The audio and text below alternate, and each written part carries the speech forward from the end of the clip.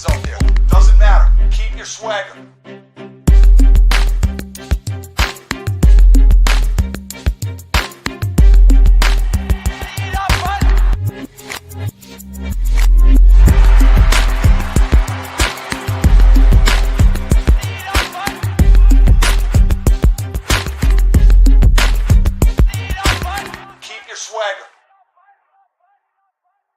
Hey, welcome into the Five Hole Fantasy Hockey Podcast, the fantasy hockey podcast that has also checked in on a Quinn Hughes trade along with the Weather Channel, NASA, and I hear the UN is kicking the tires too.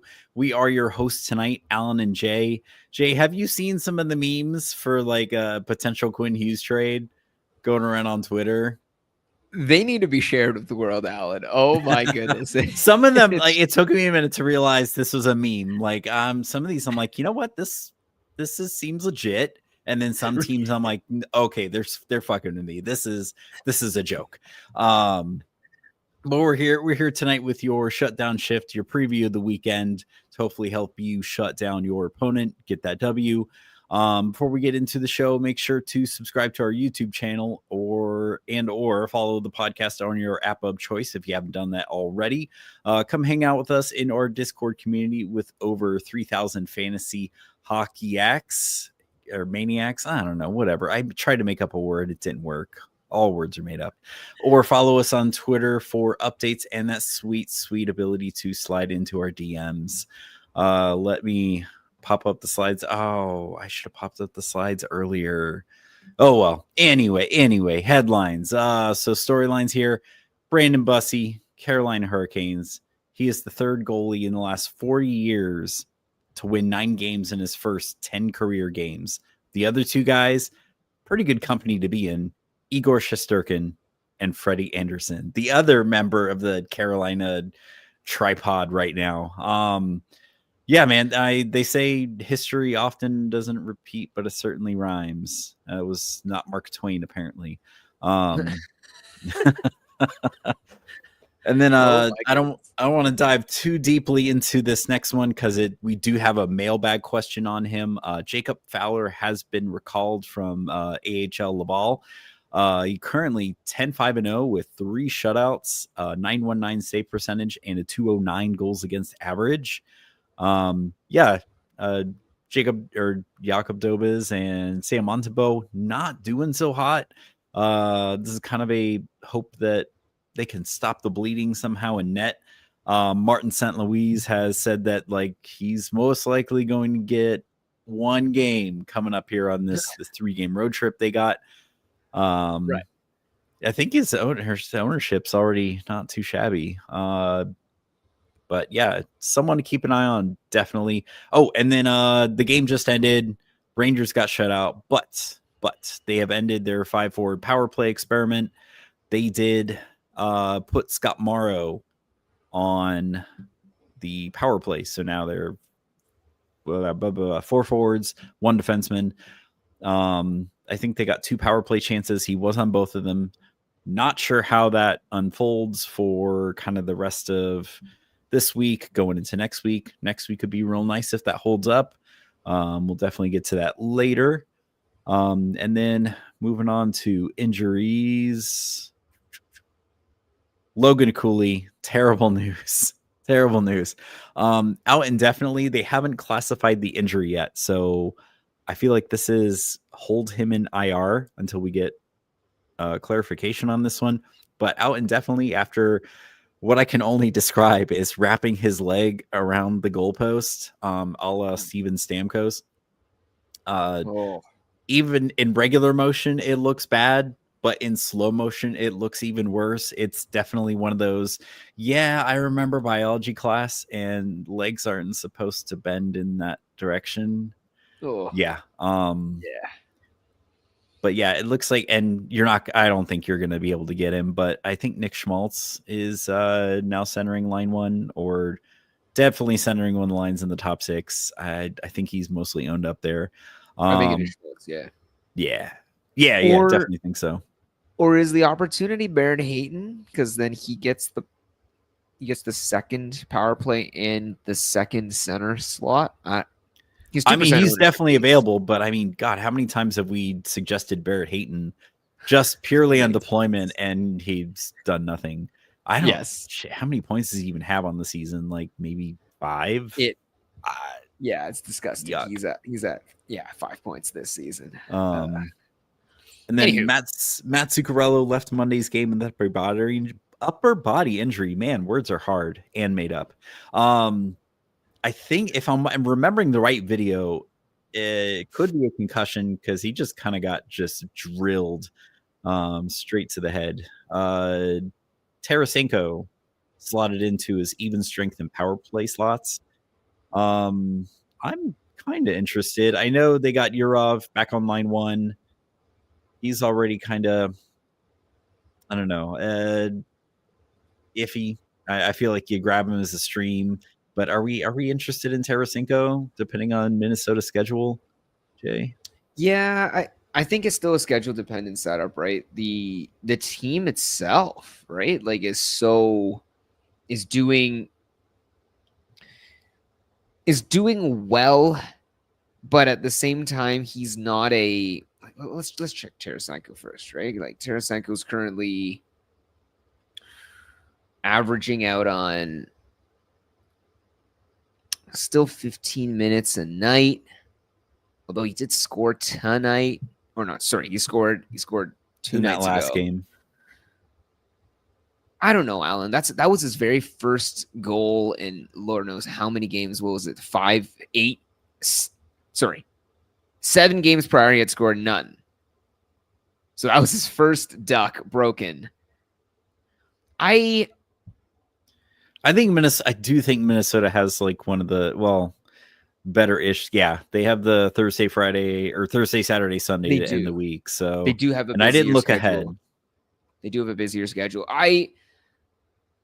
I don't know, Alan. It's one of those where I think I wish at these moments we had like A or B, with B being Tarasenko, and then just kind of we could go, I would rather have A. I would rather have A. I guess I would have to say B if Tarasenko was B at some point, just give Gotcha. listeners some Yeah, of that. well, I mean, this might be like, okay, well, I'm down Matt Zuccarello. Do I look on another team? Do I look at, I don't know, like a Troy Terry? Do I look at, I don't know, like a Josh Stone, someone who's hot right now? Okay. Something like that. There we go. So this may be a situation where the next Yeah. man up isn't the best pickup. Just to immediately respond to your 2 guys there, I do think I would go with both Troy Terry and Josh Stone ahead of Tarasenko. But could also be famous last words in the sense that imagine like they're in the same ilk, I think. Right. I agree with you. I mean, he's playing with Kaprizov, one of the best like wingers in the game right now. But I don't know. I feel like there's too many sort of out of place guys on that line at that point, and you're hoping that Kaprizov sort of stirs the drink alone. Yes. But a few returns, which is nice. That's what we like. We like players coming back, not going out. David Pastrnak returned. What this does for that sort of weird top line that suddenly became like the Bergeron, Marchand, Pasta of like several years ago. I don't know. We'll see. But you got to think Pasta is going to get definitely power play 1 back. I'm sure the time on ice will still be there. But what this guy does for the guys like Steen, we'll see. Interesting to note too, right? With the return of Pasta, with a big win, with Pasta getting 3 apples. Yeah. Morgan Geekie having an absolute free skate game, eh? Craziness. Yeah, what a season. Yeah, him and Pasta like competing for team lead on goals. But what I was saying is Geekie did absolutely nothing with Pasta coming back too. Aside from winning 3 faceoffs, like Geekie got nothing across the board. Like it was kind of incredible actually to see. Yeah, but yeah, at the same time, it's not like Geekie had, like I would reasonably say the game state wasn't something that needed Geekie to exert tons of time on ice as well. right. 15 minutes of ice time. Yeah, it kind of seems like, just a game where once you have the lead, you're chipping the time away. And then for Dallas, we got Thomas Harley back. Not that probably means much for fantasy, unfortunately, because Miro Heiskanen is still kicking. And Matt Duchene returns, so this could be fantasy relevant. Right now he's about 53% owned, so available in kind of half the leagues. With all the injuries they're having, Jay, I feel like he gets top 6 time. He does. Now he did start fourth line. He had like right under 16 this time on ice. It did sound like they were trying to ease him back, but I don't know. I mean, is this I'm not going to say run, don't walk to go check, but is this someone we're definitely keeping an eye on in half those leagues where he is available? Yeah, add him to the watch list, right? Especially with how the schedule shakes out. Although this week is a piss poor schedule for Dallas. Yeah. But week 11 is a very good, like the December 15 week is a beautiful week for Dallas. So I would say maybe it's a just watch list him so that you can add him in for later. But yeah, I don't think this week is the one where I would heavy target him. Cool. Yeah. And then Tampa Bay Lightning you thought you had all three coming back, but not so much. Braden Point and Nikita Kucherov did come back. Kuch did miss one game. Points missed a few. Victor Hedman did come back. Played a period in a few minutes and left. Waiting to have him reevaluated. Hopefully, some of you like me hung on to Darren Radish. He's 54% owned. Might want to go see if he's still there. Because he, even before Hedman left the game, he was still getting power play 1. They haven't said, again, waiting to be reevaluated. No updates yet on how long Hedman will be out, if he's going to miss any time at all. Sounds like he re-aggravated whatever it was, or maybe it's one of those compensatory injuries. You get maybe whatever he was playing on, he aggravated something in the opposite, and I don't know. But point being, go to see if Darren Radish is there. And then a few others that came in. Scott Wedgwood, maybe nothing, maybe something. He was pulled at the end of last night's game by the concussion spotters. Blackwood didn't have to do anything though, because I guess the game ended with the next shootout at the opposite end or the next shot at the end of the other end of the ice. John Carlson sounds like he could play tomorrow night. And then Hellboy, Connor Hellbuck, returned to practice this week. Sounds like maybe they're targeting the earlier end of that 4 to 6 week timeline. Thank goodness, because I don't know why I did it, but I foolishly made him my first round pick in the Super Bangers League that Jay and I are in, because goalies are very high risk, high reward. So I'm like, yeah, this is gonna be sweet. Has not been sweet so far. So I'm hoping he comes back and it'll be worthy of that first round pick. So that takes us to weekend preview. So unfortunately, no one's got that Thursday, Friday, Sunday schedule. Thursday, Saturday, Sunday, I had to double check on this. I felt like I was having deja vu. Some of the same teams we saw last week. Carolina, I think, Jay, same guys we probably talked about last week, right? Yeah. Stankoven, Stahl in face-off leagues, Walker and Miller for riffs. Oh, and yeah, man, big news. It sounds like Stahl is on power play 1 now. So yeah, I saw that. Lots of Ehlers drops now.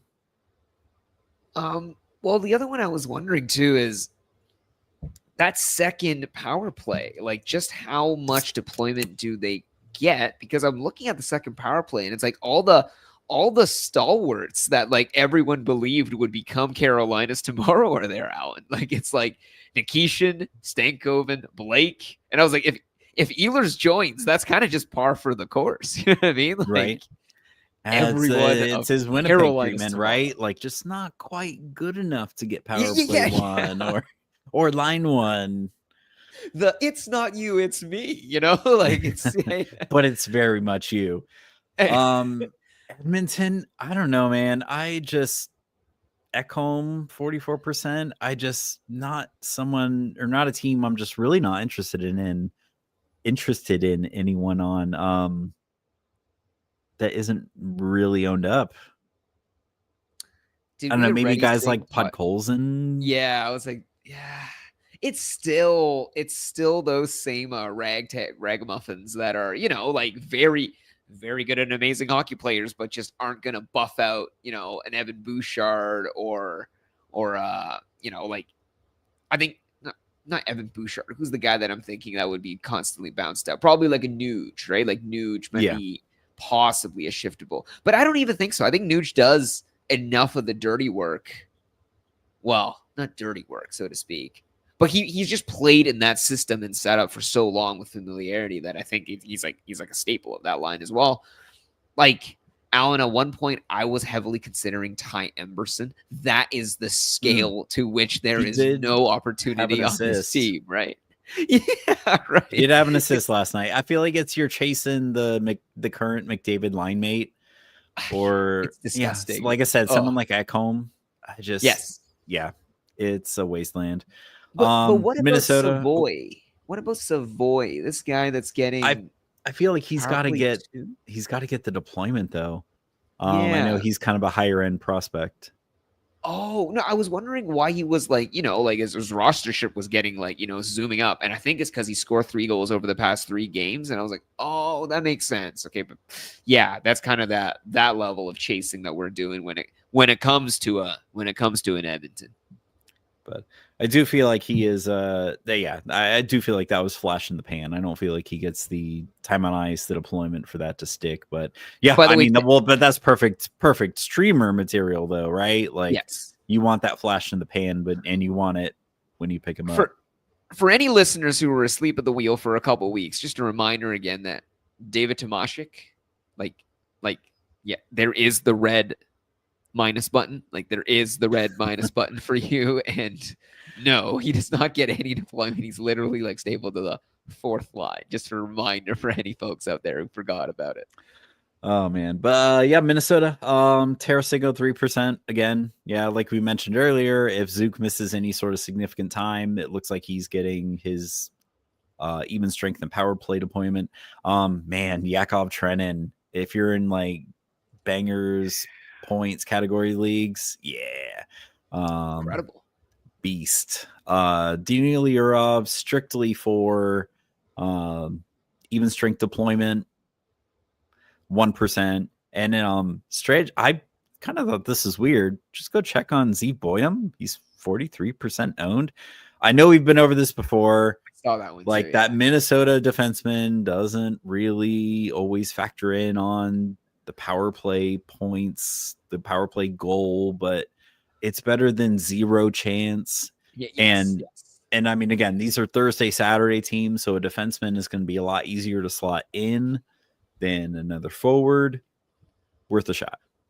Alan, I'm kind of wondering at some point if like this same mold of the Minnesota defenseman seems to like rear its ugly head over and over and over for us as fantasy, players, so to speak. But what are they teaching in the wild, like practice arena? Like, are these guys all like, hey, you got to do everything responsible defensively because they're damn winning their games, Alan? Yeah. But I'm like, oh God, yeah.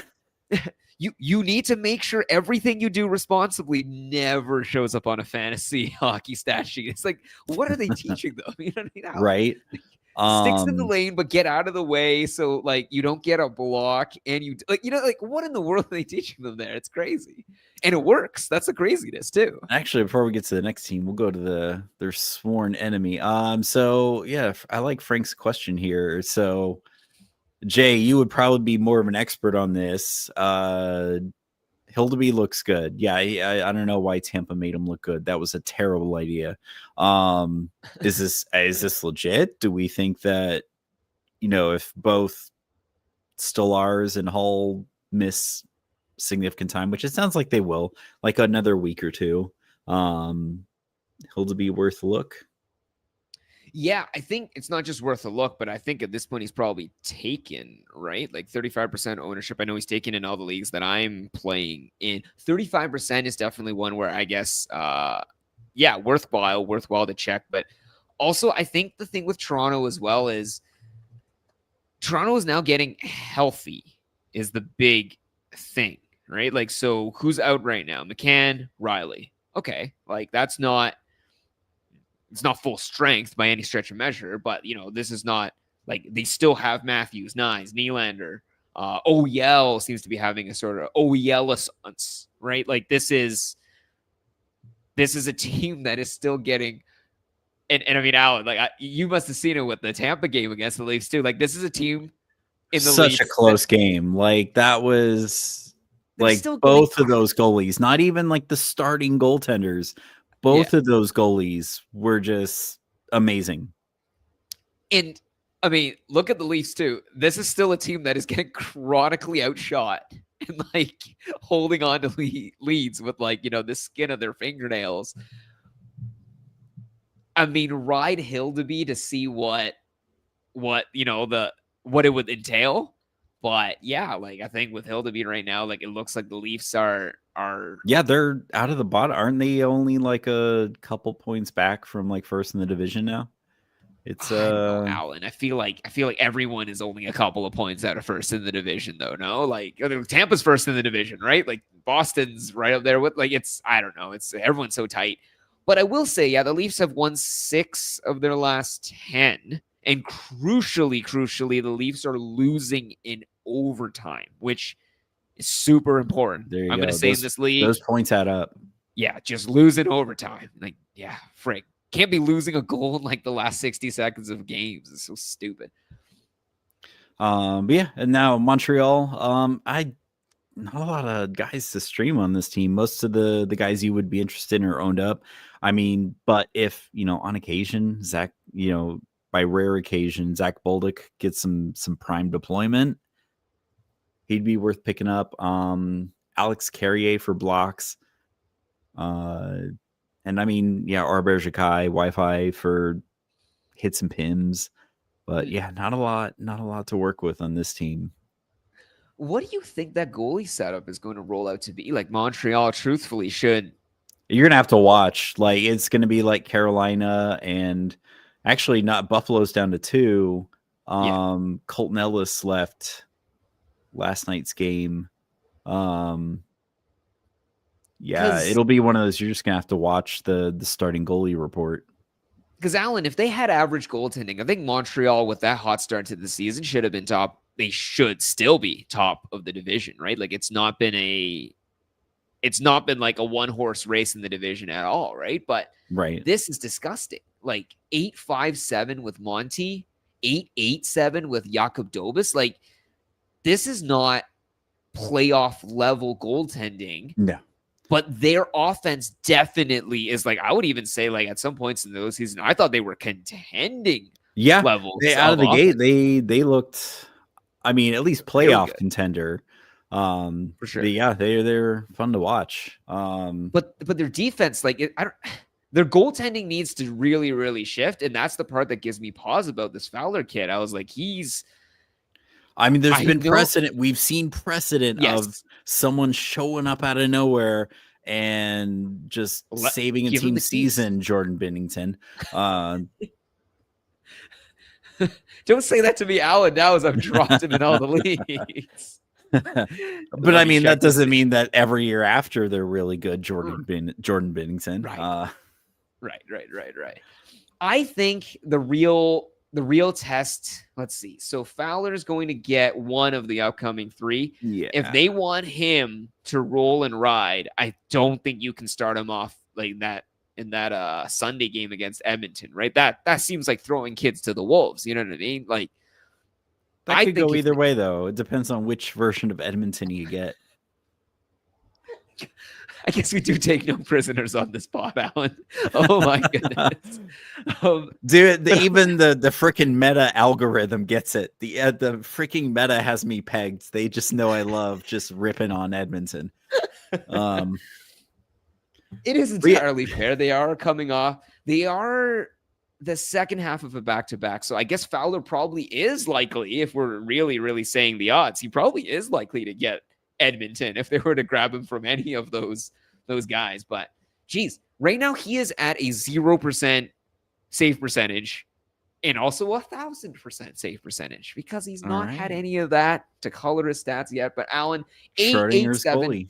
Schrodinger's goalie. But Lord goodness, Alan, like 857, like, dude, is that even that's not even a 90%, right? That's nothing. That's No. I don't know. And I don't know if it's changed yet, but I did check league average a few days ago. It's like right below 900. It was like 897 or something like that league average right now. Okay, mind you, like, just remember, like, when Josh was on the pod, right? Hey, anything that causes, the Cavs to be despondently terrible, music to my ears, right? But I'm just saying, like, in terms of fantasy appreciation, I was like, look at the quality of that offense. Look at the quality of those skaters. I was like, you could not be handing that quality team. I don't know. That defense is awfully suspect and this is a sample size of one clip, like where the defense was pretty much in a straight line down the slot and Tampa just scored. Like, that goalie had no chance. Like, Tampa just scores. Like, it was a no-brainer. Right. But yeah, Jersey, just go check on Dawson Mercer. I feel like that's the guy to try and stream. And then Simon, is it Simon or Simone Nemec? Simone Nemec. Yeah, I feel like we decided that rule a long time ago. Assume it's Simone. 27%. And then again, I feel like the high risk, high reward play here. Artem Gritsuk, 2% owned for that deep play. And then let me pull up this because I remember to screenshot this.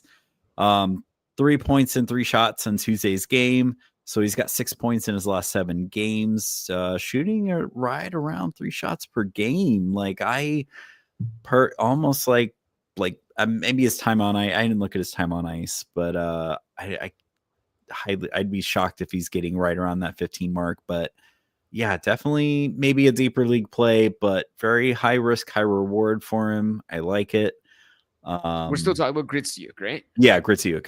Well, it looks like his last few games he's still hovering around 14 minutes. Okay. So he's almost at that like move from stream to maybe like a short to medium term hold. Well, the also strange part with him is that he's averaging right now half a point a game. Does that look right? 16 points, 30 games. Sorry, wait, no, I'm misreading. Sorry, he's at 16. Yeah, sorry, 6. Yeah, I am right. 16 points, 30 games. But is his shot volume sustainable? Holy shit, Alan. It is so sustainable. 72 shots, 7 goals. So he's right around 10%. No? That seems like crazy sustainable. Yeah. And again, he's a rookie, so who knows? We don't know what he is yet. Like, he 100%. Could be a 10% shooter. He could be a 15% shooter. We 100%. We don't know yet. But like, so long as Alan, is this a dependent on Hughes being out? You know what I mean? Like, does his? I don't know. Yeah. Because he's not competing with Hughes on a center basis, right? But he's getting power play 2 deployment. Mind you, he did get on the end of 3 points yesterday, and none of them were power play points, which is incredible. Which means him still being on power play 2, there is still more ceiling for him to unlock. Yeah. I don't see him getting power play 1 anytime soon, unless they're just really trying to shake things up. Yeah, I don't think so. Not with, and this is with. Yeah, when Jack comes back, like, I feel like things will kind of go back to normal there. 100%. Philly, somehow Owen Tippett's down to 35%. I know he hasn't really been scoring, but geez. Travis Sanheim, currently power play 1 defenseman. I feel like his peripherals are pretty good too. Kind of surprised. Again, another power play 1 defenseman just kind of hanging out on the wire there. Anyone on Philly or C&J? I'm so surprised that Sanheim's getting the deployment that he is, right? I'm just like so used to seeing all the who are the other guys? Who are the other stalwart disappointments? I think we saw. I thought we were thinking Drysdale was going to be all season for the Zegras connection. Cam York is out. That makes sense. Oh, that's why. Okay. So Cam York, Jamie Drysdale, Sanheim, and Allen. I swear Sealer at one point was there too. Like it's just been. Right. And it sounds like Risto is nearing a return, so it wouldn't surprise me if they try Ristolainen in there, because I know in Buffalo he had some experience on power play 1. Who knows? Alan, I think this team is literally just Konechny, Zegras if you like are a masochist and really, really like, like rolling the dice each game. And Owen Tippett is kind of weird. Like, Owen Tippett is always like underrated to over expectations and like overrated to like his complete naysayers. And it's like this weird sort of, what was the term you said, Alan? Schrodinger's player? Yeah, that's kind of like Schrodinger's player. Yeah. He's the best player and the worst player. We don't know yet. Yes. Owen Tippett is Schrodinger's expectations, is what he is, basically. It's like completely inverting constantly. And then Pittsburgh. Not a lot here, but Tommy Novak, less than 1% owned. I refuse to believe any player is like 0% owned ever. But center only, which makes him hard to roster on the Thursday and Saturday. But he is apparently in line 1 right now with Crosby and Rust. 4 points in his last 3 games. Other than that, Anthony Mantha, high risk, high reward guy. I feel like he's scored a little bit lately here. What do we think about Ben Kindle? I'm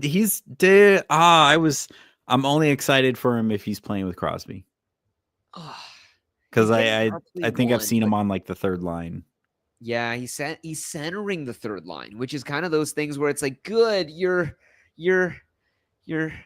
not playing with Crosby though. Like it's like one of those like immense disappointments. And I think the issue as well is that I'm waiting and hoping like him playing with Crosby has the other added benefit of like adding his additional wing eligibility. You know what I mean? Like, yes. Oh yeah, that was nice when they added that. If he's like right now, he's still center only, and I'm just thinking if finally he played enough games center, like I don't know, like on Crosby's wing, they'd give him the eligibility, and if they smack him back down, who gives a shit? You know what I mean? You can slot him on your like right wing or left wing. He'll get that out, like access and power play 1 deployment to Crosby. God, it's so hard to roster him and justify rostering him when he's center only. Yeah, I remember I tried rostering him when he was center only. That was tough. But yeah, Novak, that's gonna be tough. That's maybe more like a Sunday Hail Mary play. I don't know. Alan, Chris Letang, right? Chris Letang at 35%. 35. Wow. If I had to guess, I would have guessed he would have been like a 43% guy. For sure. And I think the thing with Carlson is that Carlson and Letang seem to be doing that thing where I guess they're double. What do you call it? Like they're rotating duties, right? So it looks like Letang gets D1 and Carlson D2, but then they invert the power plays, right? So Letang gets power play 2 and Carlson quarterbacks the power play 1. I think, Alan, if we're talking about which we prefer, we'd rather the D2 pairing power play 1 combo, right? If we had to choose between the two. I'm always going to say like I always want the power play 1 guy. Yeah, like, I think so too. Unless it's someone like even Uyghur still kind of holds some value even when he's not getting power play 1 just because his peripherals are so strong off the chart. Yeah. Yeah. But I don't know if Letang's peripheral. I mean, he might stumble backwards into like an assist or something. Yeah. No, let's see right now. He's got 48 shots, 28 games, not even 2 shots a game, 37 blocks, 33 hits. So you're basically getting a guy that's like 1.5 shots per game, 1 hit per game, 1 block per game. I don't know if that's no, I'd rather the power play 1. But Letang would be, again, defenseman would be easier to stream in on like a Thursday, Saturday. So true. Not a terrible play. So Friday, Sunday, only 2 teams that have that. Seattle, probably much easier to stream from. Montour and Dunn are the only skaters on that team that were above 50% ownership. I feel like Jared McCann should be well above 33%. I know he was injured for a while with no updates, but he is back. Especially in like bangers cats leagues, like he should absolutely be much higher than 33%. Alan, you know the issue? I seriously they don't score a lot. I mean, there's that, but like... that is definitely a core issue. I was thinking the main issue is that when Yahoo and Fantrax lists out the players, they default to doing it by points scored so far in the season, right? So Which, so he's going to be just way at the bottom. And I swear it's like we've hit that critical mass of games played where there's enough games on all the existing core players that unless they scroll down, they'll never get to see them again is actually like, oh God, like he's in terms of like averages, he's way at the top right. in his That's where it's nice. You got to do, sometimes you just got to look by like past 7 days, past 14 days. Sure. Yeah. And then Utah, I don't know. There might be some guys that get you peripherals, but I don't know. I think Jack McBain scored a goal tonight, but there really isn't much. Most everyone's owned up here. Yeah, you're talking like Ian Cole for like some peripherals or something. Yeah. But yeah, no, it's real tough. Back-to-backs for goalie streams. Chicago at St. Louis versus Detroit. I don't know if I want to stream Soderblom. I feel like every game I've seen him start, he gets blown up. Probably no way you get Spencer Knight. I don't even know what his ownership is. 88%. Yeah, it's not looking great. Holy Boley. 7 goals against in his last start. Yeah. 4 goals against, 9 goals against. This is...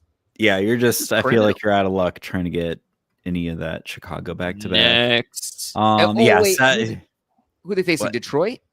I don't know, man. Did they end up shutting out Calgary tonight? No, Flames just they scored. They shut out the Rangers.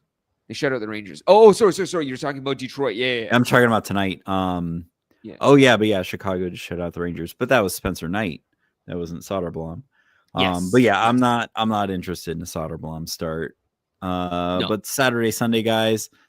Carolina, I mean, Bussy, we just talked about how apparently he has made this historic little run his first 10 games against Philly. I'd be interested in either one of those games. Very interested. Edmonton, I don't want either Edmonton goalie. I still hate myself that I'm trying to make this relationship with Stuart Skinner work. I don't care that supposedly they have like the 5th easiest schedule for the rest of the season. Yeah, I don't know why I keep doing this to myself. I was fortunate enough to have Connor McDavid in one of my keeper leagues. Not like a forever keeper, but one of my keeper leagues in one of those massive teams.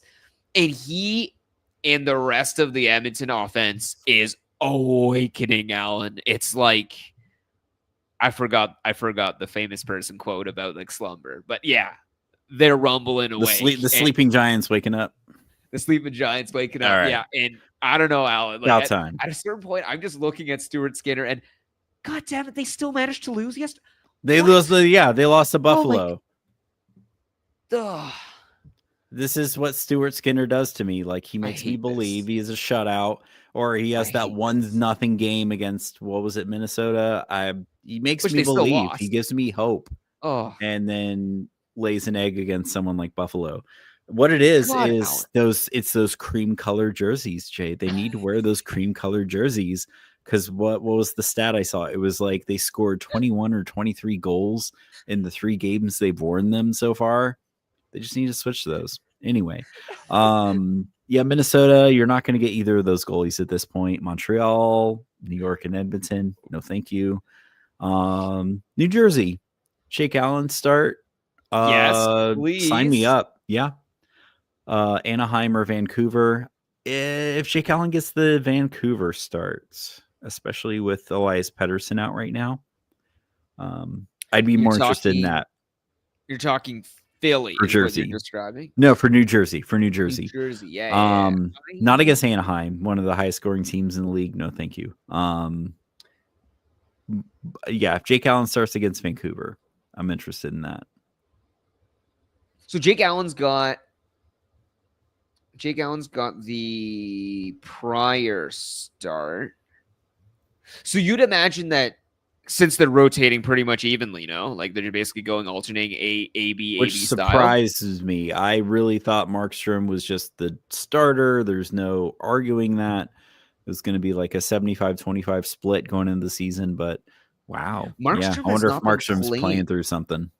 But he's not just playing through something. He's not playing as the better goalie, right? Like 15 start. Like they've had the same number of starts, Jake Allen's got their shutout, same number of wins, but like same number of wins, same number of saves, but Allen has, Markstrom's led in 13 extra goals. And that's why Allen's 908, Markstrom's 880. Allen, it's like not even close. You know what I mean? In terms of that they were genuinely playing them like, like based on measure of metric of play. Yeah, it's pretty stark, honestly. I don't know if they would be favored against Anaheim. Yeah. I genuinely don't. I don't think so. And especially if they're having trouble scoring, they're not going to get the goal support against Anaheim. That's why I'm more interested in the Vancouver game. Oh, Vancouver, dude. Especially with Nashville just passed Vancouver. Vancouver is dead last place. Wow. In the West and in the league. See, they may not even need to trade for that future 2 seed. They'll just get it. I don't know what Gavin McKenna is. But Philly, I feel like Dan Vladar is right under just go check. I feel like he's someone, if you're jumping from goalie to goalie, that's just your play style. I feel like Dan Vladar is someone to look at. I feel like he's just under 50%. I don't know if 908 as well. Yeah, definitely above league average. Now we know. Pittsburgh, Yari, I just checked. He's like 53%. I hate it's weird to say it, but I feel like he might be someone to hold right now. Well, I'm just looking at his past games. Like, did someone hurt Shilovs? Like, did Jari just start how many games? No. One of those games came in relief. Okay, one of the Jari's games came in relief. That's why he has so many starts. But he started 6 of the last 8 games. Did I see this correctly? And he's been good. Amazing. Yeah. I mean, I don't know if this is to inflate his value for this rumored trade to Edmonton. That's totally going to happen any minute now. But either way, he's playing good. I don't know if Pittsburgh is trying to make the playoffs or trying to get McKenna. I'm going to say it out here for the pod again for any Pittsburgh fans out there. Like, it would be absolute insanity if after Mario Lemieux and after decades of Mario Lemieux, they end up with Crosby. And after decades of Crosby, they end up with Gavin. No. I would be so angry. I'm sorry. Like, please try for the playoffs. I would be so upset. This conspiracy theory brought to you by DraftKings. Why in the world does Pittsburgh end up with all these good sports teams, Alan? This doesn't make any sense. This is not right. What else does Pittsburgh have going for them besides sports? They have the Steelers with, like, I don't know, their football team. Anyways, I'm not going to get it. Yeah, I don't know about Shilovs. I feel like that magic is kind of worn off. Maybe it's Jari season, if he's available for you. But yeah, I don't know. I would definitely go for Jari. Yeah. Oh my goodness, dude. But looking at next week, best schedules. So, and then I think Puckstud kind of asked this in the chat, so this is a good chance to answer it. So next week, with an amazing, this only happens like once in a blue moon here. Someone has 5 games. One off night is the New York Rangers. So Puckstud's question, he's asking about Scott Morrow. If he holds that power play 1 deployment, absolutely someone you got to look at. But he's asking, if he's losing this week, does he go ahead and kind of punt and pick him up for next week? I don't know if I do it this early in the week, because, it's a sample size of 2 power play opportunities late in the game. They could go back to, I would at least wait and see if we get practice lines tomorrow or Friday to see if that holds. And even then, they middle of next week, they could, I would say it's hot potato, right? Be ready to pick him up, but also be ready to get rid of him as quickly as you picked him up. But I don't know if I'd pick him up tonight. Like, maybe wait till we see some lines come out. And I want to say too, like 5 games is amazing. 5 games is also like Tough. It's Like, yeah, it's I feel like every heavy time night. I've tried to jump on a team that does 5 games, it never really works out. It's also like 5 heavy nights. Oh, sorry, not 5 heavy nights. 4 of the Yeah. 5 nights are heavy.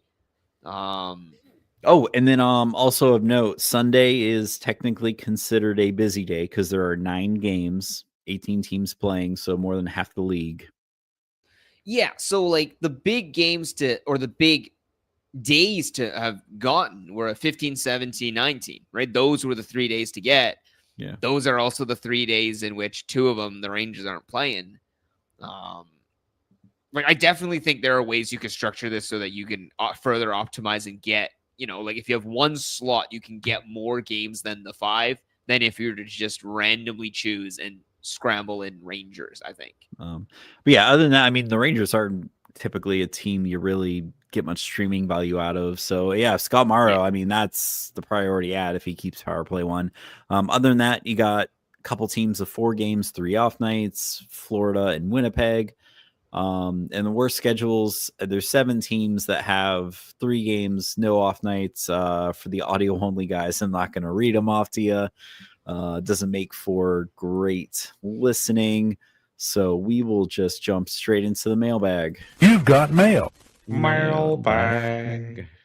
Go through these as quick as we can so we can get to some of the questions up there in the chat. So this first one, I kind of helped with about a week ago. He first brought this up. Patrick Fry in the Discord. It's a 10-team head-to-head Cats Bangers redraft.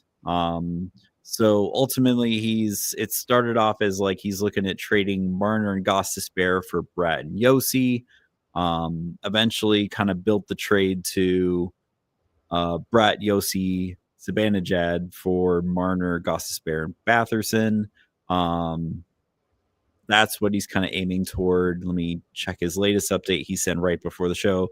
I know he said, yeah, he's throwing some picks in there. Trades kind of stalled out. So do we? Yeah, he's basically still asking. I still think, especially right now, it's a good time. Right now is, I think, basically a good time to buy low on Brat with Jack out. But yeah, I feel like Zibanejad in any kind of league where you have like multiple categories like that, Zibanejad is a beast this season. Yeah, I kind of feel like the Brat Yossi Zibanejad is kind of the better side. I don't know if you agree, Jay. I think we covered this in the Saturday sit start as well, and I probably like talked his ear off on that component. But yeah, just I'm so with you, Alan. I completely agree. Because I know in our like Super Bangers league, like I checked like right before the show, freaking Zibanejad was like ranked 18th overall. Right. Like his peripherals are just that friggin' good. It's disgusting, right? But more so, like you look at the players and you can basically say Brat Marner, Yossi Goss Despair, Zibanejad Batherson, right? Like you're almost comparing like for like and seeing where it is. I would rather have Yossi over Goss Despair. So that already skews A. I would rather have Zibanejad over Batherson, and I think Zibanejad probably has a higher ceiling than Batherson as well, just in terms of how the team is structured. So definitely more with peripherals. I mean, I haven't checked like how many points like Batherson's pacing for, but definitely you're gonna get a lot more like extra category coverage with 100%. So the real hinge point is how do we feel about Brett and how do we feel about Marner? And I think the entire point I put forward between Brett and Marner is not necessarily a talent pool issue because, yeah, like who would not? I would be pretty surprised if somebody said Marner was the less talented one. I think everyone would probably reasonably argue for Marner being the more talented side. My issue is more that Marner is losing minutes. Marner is not needing to minute munch the way he did on the Leafs with Vegas. So Brad, on the other hand, is currently playing, in a depressed setup without his top guy with him. So if you're looking at a ceiling versus floor play, Marner's always going to be in an angle where he doesn't need to be as good now in our fantasy hockey season. He just needs to be like average, right? Like I think I even did like a breakdown, not breakdown. I did like a look through on them. Yeah, you could. I feel like this is one you could spend just hours analyze it. Like it's so one guy you're selling high on, you're buying low on. Like it's there's a lot to this. But the main one too is Marner just doesn't have the shots anymore. That's what was happening. He has the same number of assists that everyone's projecting for, but his shots is like, or not shots. He doesn't shoot as much, and his goals themselves are way lower. And you basically realize, like everyone else on his team shoots a metric crap ton. Like, why would he be shooting anymore? Like there's only that many shots to go in a game. If you lean the first, you probably just get more value, I think. Yeah. Okay. Awesome. I didn't realize he'd gone over that on Saturday, but okay, great. That saves us a lot of time. And the next up, Hard Days Night, and this is what I was alluding to. Can we hope Fowler can save the Habs season with an emphasis on structure and defense? Like I said earlier, man, I don't know about that Habs defense when they were standing in the straight line down the slot. But right now, Habs looks like in their last 2 weeks, they're a -8 goal differential, -12 on the season. They're not leaking as many shots. They're a -3.8 shot differential in the last 2 weeks. But they are, they do kind of need someone to stop the bleeding with the goals. So is this someone who could? I don't know. AHL is more meant to be a development league, so ideally you would hope he could come in and make a difference, especially with those numbers. But I don't know. There's no guarantee. This team needs to really, at its core, this team kind of reminds me, this is years back, Alan, but it reminds me of the 18-19 or the 17-18 Leafs. And it was, the 17-18 Leafs. And I'm referring to that specific Leafs iteration in team where they were kind of like, not the baby Leafs, but they were a couple seasons in. I remember it was hilarious where I think it was mentioned at one point, people were saying, you know how like games in, man, Alan, this is not like a Bet365 ad or whatever, but like, games could have like people bet on anything, right? So they're betting not just on who wins the game, but like how many goals are scored in a game. Yeah. And they said the team that was the Leafs had like a record of like breaking. You guys can check this, by the way, fact check this, but it was like in 17-18, check the Leafs. And like you can look through their like game records. I think like the over-unders. They were breaking their overs in first periods. You know what I mean? Like it was that scale. Like this and it was either way. You know what I mean? Like they were scoring 5 or losing 5, or there were 5 goals or 10 goals or how many goals. It was just that sort of high event, like chaotic hockey. Look, Alan, look at the standings right now. I couldn't believe my fucking eyes. They scored 93 goals, Alan. When we're saying they're negative, whatever was it, 12? That goal difference, -12 on the season, yeah. Alan, you'd expect if they have -12, they've scored like 70 goals or last. You know what I mean? They scored 93 goals. They're one of the top scoring teams in the conference. And that's why it seems like it's just gotten, if they were -8 in the last 2 weeks, it just seems like it's only really gotten bad lately. Hence the recall when neither Montembeault or Dobis are like injured or sick. But it's coinciding with them not scoring quite as much, right? So really, there's 2 ways to solve this problem, Alan. One is, okay, first, is it extreme to say save the season? Like, guys, they're 2 points out of the playoff spot. Dude, and all these, especially the East, I haven't looked out West, but freaking Metro and the Atlantic, man, like both of those divisions are just so compressed. Like, it's except still anyone's. For some reason, probably. except for Washington. It's just all these divisions are so compressed. Like, it's still anyone's game. Anyone's game.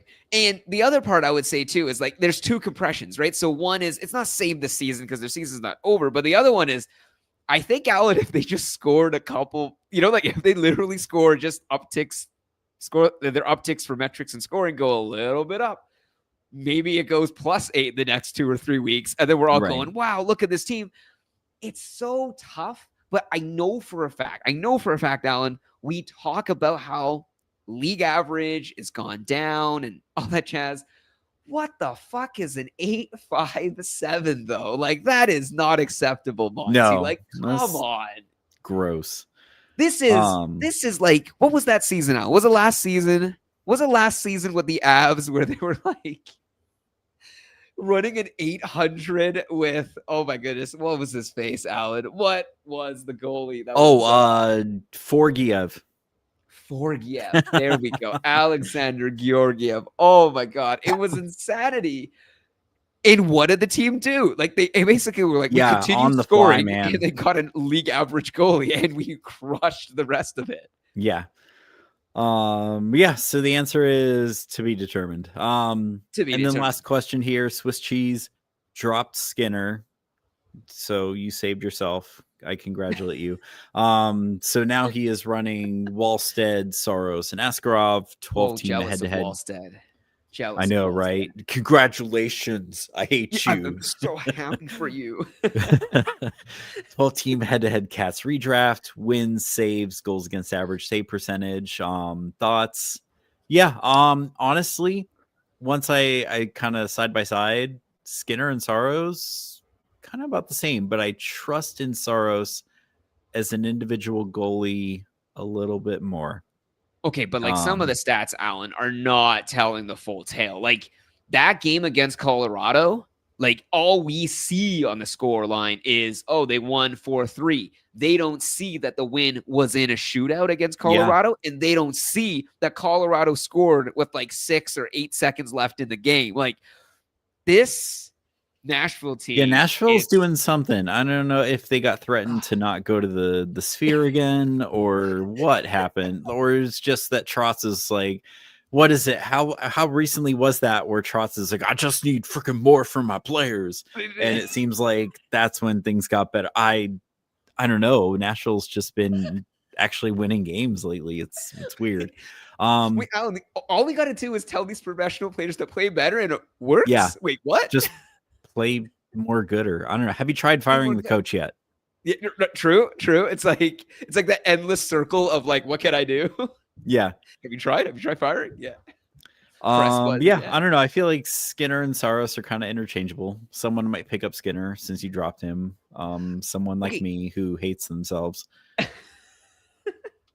was gonna go the one direction, Alan, where I was asking, like, in terms of San Jose, Askarov, like, first of all, game day to day, right? So yeah, illness. So illness, right, for sure. But the second part, even if you looked at his last few games, I know he's coming back down to earth. It's been a tough. It pulled as well, right, against Washington. And when you look at Askarov, you almost wonder, like, hey, I got like a solid 2 weeks of value from this guy, maybe 3 or 4 weeks of value from this guy. Is there a moment where I'm preempting it? Because what is his ownership value? He is, okay, Alan, what the fuck? 70% rostered? What the hell happened? I believe that. He had that amazing November. It was amazing. I don't know. Like, yeah. The one thing I will also advise against, and Alan, I'll say this. You can make the quote-unquote right decision for, let's say, a goalie being let go for a certain space of time. But the market might stay irrational. And if he ends up having those waves and crests, maybe you can't actually tap back into his value because somebody else is holding on to him. Yeah. Even through the shitter, if you're willing to drop him, but the other team isn't willing to drop him, I don't know. Because, okay, Alan, I'm going to say out right here, I think there are moments in the league and moments in the season, maybe this coming stretch of like 8 weeks or however, where Askarov is absolutely like not worth the whole. Not rosterable. No, I think we may be hitting that, or unless this illness was setting in and that's why he was falling off a cliff. Yeah, I think we might be approaching that. But do you point think of diminishing return on Askarov? But do you think but Alan, that's the part where 70% concerns me, because people will hold on to their Well, players. no, You know hold what I on. mean? Think about it. Get any given point in the NHL. How many fantasy relevant or how many relevant goalies in general are there? Yes. 32-ish, right? Like Yeah. someone's gonna get stuck with an Askarov. Yes. And I mean, even 32-ish is like, that there's some. Yeah, Askarov is on the cusp, right? Askarov is definitely more closer to 32 than he is 1. And so is maybe Alan, okay, let's do this one for the listener before, where it's like, if not Askarov, who? Because I'm going to look and see any of the goalies that I'm like glancing around right now, bouncing around, let's say, our waiver wires. And I'm like, okay, I see Jake Allen, Dan Vladar, Jakub Dobis. Yuck. Any of those guys that I'm looking at, I'm like, fuck, Alan. It's sometimes it is Askarov. just that. Yeah, sometimes it's that gross. It's like, just close the Bring gate. me back Askarov. We'll so keep him. maybe that's what it is. So let's try to speed bag some of these questions here in the chat. I do kind of like this one from Frank. Kairu, when he comes off of IR, he was labeled week to week. I would say we need to see some kind of turnaround from the Blues as a team. Right now, I mean, before he got injured, he wasn't even pacing for 50 points. I just not. I don't want any it was piece like of the 56 Blues. points. It was 56 points. No, Like 47, pacing for 47 points. It was disgusting. Yuck. Oh my god, it was horrible. What's wrong, Jordan Bennington? He's on the Blues. That's what it is. So there we go. He's a guy. He's a guy that is a, what do you call it? I'm trying to think of like a crazy stat, but there was something to the stat of like, I'll bring a basketball stat in or something, but it was like, I think it was like Steph Curry. Steph Curry had a stat where it was like, if he had received an insult from either of like, it was either the enemy fans that taunted him, or not enemy fans, sorry, opposing fans that taunted him, or an opponent player, his 3-point percentages were like, I don't remember like the variation exact number, but it was like stark to the point you're like, this is weird. Like, does this guy actually like remember and like take things to heart? And I can't think of an exact equivalent for Jordan Binnington, but it really does seem that for Binnington, it's more like when he is playing in a pressure cooker situation where he needs to rise up, he is doubted, he is despondently disparaged. Bam, like, you sure about that? Up. Sometimes I feel like it's the opposite. It's like, you think? But I'm like, I feel like he cracks under pressure. But wasn't that like okay? Think about it. The Blues were last, and he came all the way to the top, right? He rode, he carried them. There was that Team Canada one, like was it Four Nations or whatever, where like he should have lost. Like honestly, Alan, the USA should have won. You know what I mean? Like on all metrics and all everything, like they should. Binnington, I remember for some that, reason, man. I was in that bar ready to start a USA chant. I was so ready, and I was let down. And Binnington, for some reason, like Alan, Binnington faced Hellebuck. You know what I mean? Like the best goalie in the league. I was like, it's so weird how like Binnington of all goalies like bested the best goalie in the league, and yet you look at Binnington, and right now his issue is there's no goalie really challenging him for a spot. Hofer, is there a little bit? I know Hofer really put together a couple good starts lately. I feel like I'm imagining. I feel like I'm hallucinating it, but I know we've had a couple listeners tell us that Blues are more of a second half team. You gotta let them bake. Let them bake. That statement. I've heard second half teams so much, Alan. Oh my god, I'm starting to believe it, and we're getting to the second half. Like January 1st is ticking out. Like I'm ready to see the second half Blues team because I've been told about this team like since it feels like the beginning of time. Yeah, here we go. So all right, so yeah. The last night, Hofer lost against Boston. All right, cool. 6th, he starts against Ottawa, lets in one goal, wins the game. Anaheim, looks like he lost that game, but only let in one goal. shutout against Utah. So Hofer, he's put together a good couple games.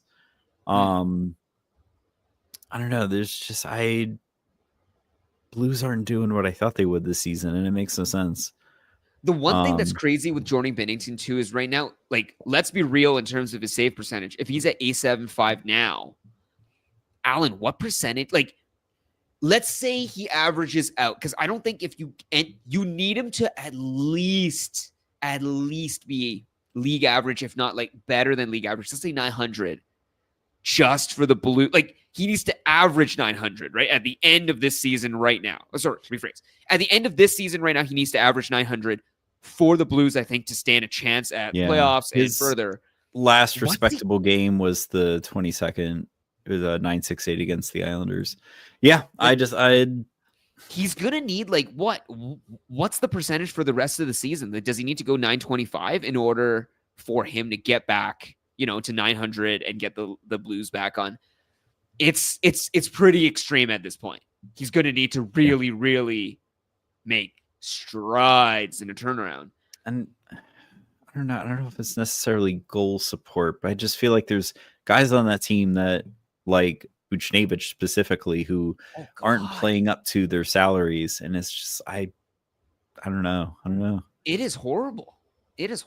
And maybe I'll say this too, like, a part of last season, and I think things that skew perspectives, is that Dylan Holloway, what a revelation last season, because he was not supposed to be on the Blues, right? Like, he was offer sheeted and functionally poached from his role as a bottom six forward that was overperforming, and he replicated that overperformance on the Blues, right? But the Blues this season, I would say Holloway is like, he's not just overperforming, he's like the only one performing, I mean, Rob Tom had a couple goals last night. Yes. All right, so just to bring this in, we'll do one last question from Puckstud here. Wants us to rank handful of goalies here.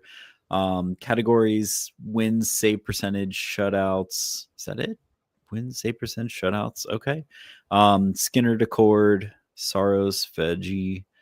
I'm going Veggie, Decord. And then I feel like Skinner and Saros are samey. Not a real big difference to me. Maybe Skinner, Saros. We'd have to look at those specific weeks and your specific fantasy weeks. Oh, for fantasy playoffs. Oh, man, we're already talking fantasy playoffs. We would have to look at your okay, and key thing, I would say, Puckstud, too, like a couple things rolling. If you're already planning for playoffs, great on you. In my leagues, unfortunately, I am thick in the throes of trying to make it to the dance, let alone planning ahead. So if you're already planning ahead there, I know that means you're probably thinking ahead on a bye. So you're the March 23rd week is most likely the week you're looking at, right? March 23rd and March 30th. Alan, I'm trying to find those schedules ahead of time, but for some reason, yes, it's tough because I feel like on Daily Faceoff, it's not showing. And I don't know why. No, what I would always do to find them was just be like Google. I would just Google Yahoo fantasy hockey important dates or something like that, and it would just find them that way. Yeah. I just because I feel like Utah should get better, at least where they are in the standings now. Edmonton should get better, but what if they trade for a goalie? What does this do for Skinner? For sure.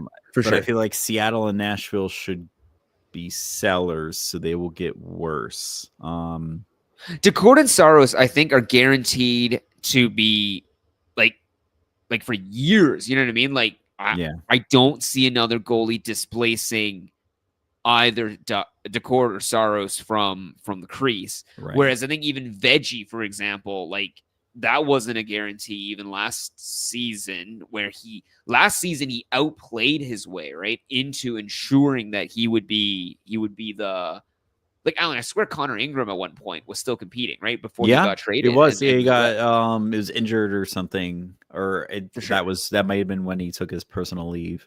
Yes.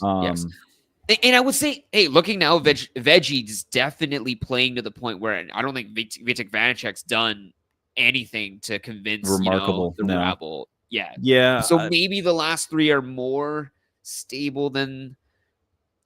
Why don't we do this, Alan? Okay, let's go floor. Floor play. Which goalies would you rank them in terms of these four? See, I would say I almost kind of like divide them. I would say like I would have Skinner and Veggie as like these are goalies on teams that are bound to get better.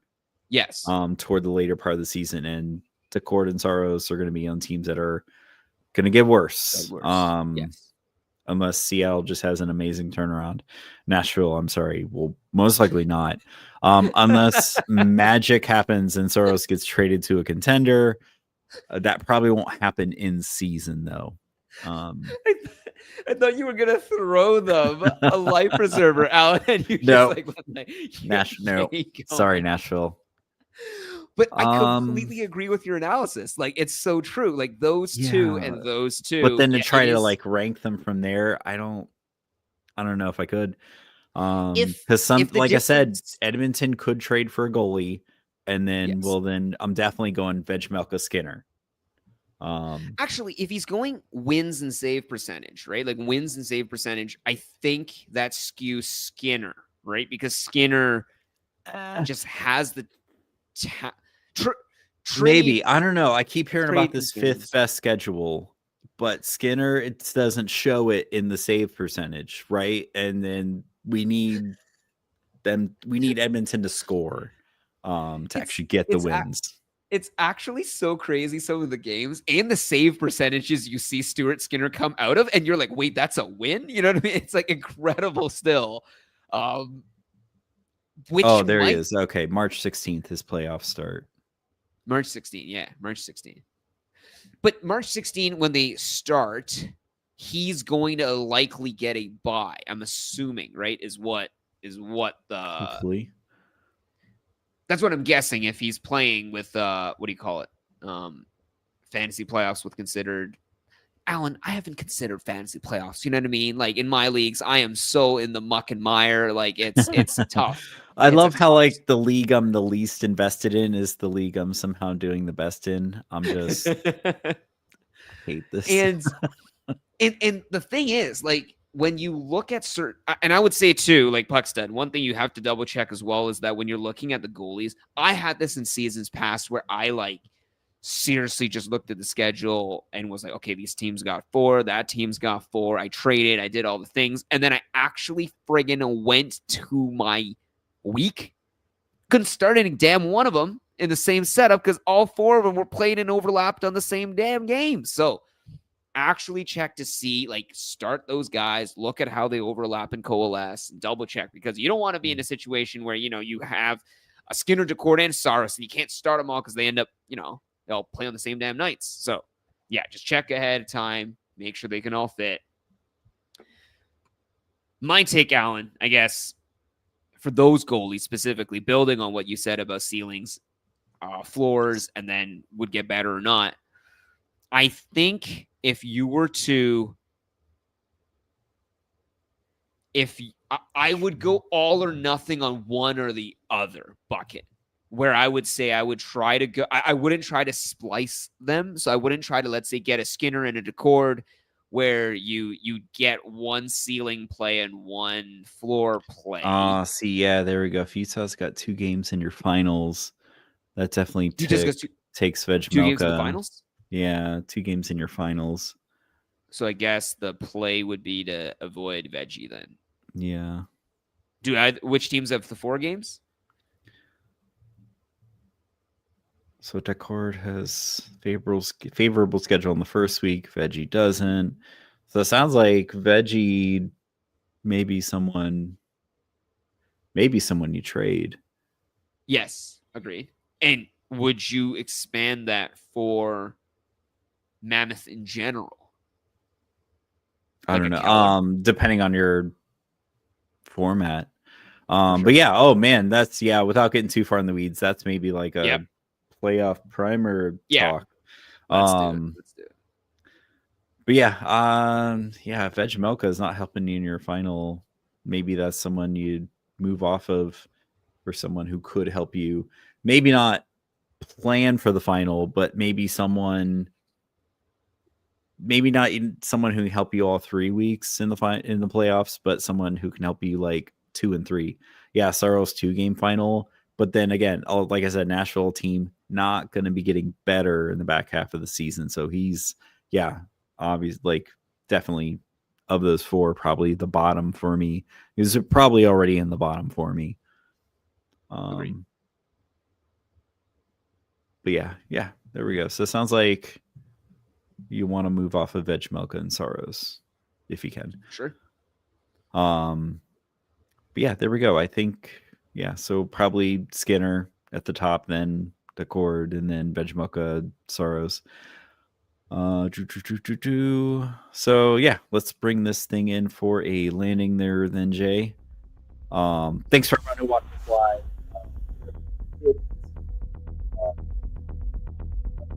And we will be back Saturday, and then some point, some combination of us will be here for the Week 11 script. Good night, everyone, and good mental health. We'll pick you up later.